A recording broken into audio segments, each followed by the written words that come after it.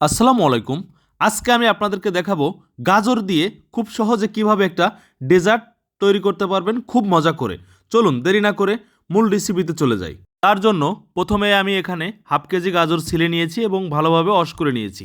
তারপর সুন্দরভাবে গ্রেডার করে নিচ্ছি। দেখুন কত সুন্দর করে পাতলা করে গ্রেডার করে নিচ্ছি।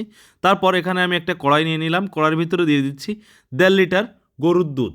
খাঁটি গরুর দুধটা আমি এখানে ব্যবহার করছি। তারপর এখানে আমি দিয়ে দিচ্ছি একটা তেজপাতা এবং 4-5 পিস এলাচ। এলাচটা দেখুন আমি 4-5 পিসই দিয়েছি, একেবারেই কম।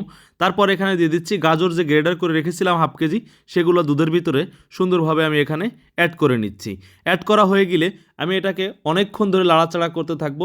দেখুন কত সুন্দর করে লাড়াচাড়া করতেছি। আপনারা একেবারে অনবরত লাড়তে থাকবেন, নতুবা নিচে লেগে যেতে পারে বা পোড়া একটা ফ্লেভার চলে আসতে পারে। তারপর এখানে দিয়ে দিচ্ছি প্রায় 200 গ্রামের মতন চিনি দিয়ে আমি ভালোভাবে দুধ এবং গাজরের সাথে লাড়াচাড়া করে মিক্স করে নিচ্ছি।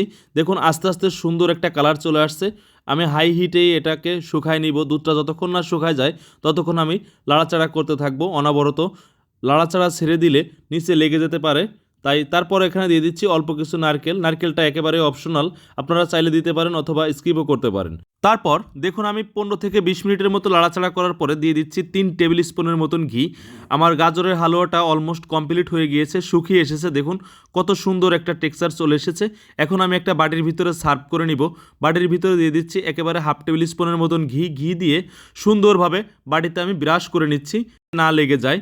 তাই তারপর বাটির ভিতরে সার্ভ করে আমি এটাকে ঠান্ডা করার জন্য রেখে দিব অনেকক্ষণ। আপনারা চাইলে ফ্রিজে রেখে খেতে পারেন অথবা গরম অবস্থায়ও খেতে পারেন। এই গাজরের হালুয়াটা অসাধারণ একটা টেস্ট আসে। আমি মাঝে মাঝেই করে খাই। এটা খুবই হেলদি এবং স্কিনের জন্য খুবই উপকারী। আসসালামু আলাইকুম ভিউয়ার্স, ভালো থাকবেন, সুস্থ থাকবেন। আর আমার এই ভিডিওটা ভালো লাগলে অবশ্যই লাইক, কমেন্ট অ্যান্ড শেয়ার করতে ভুলবেন না।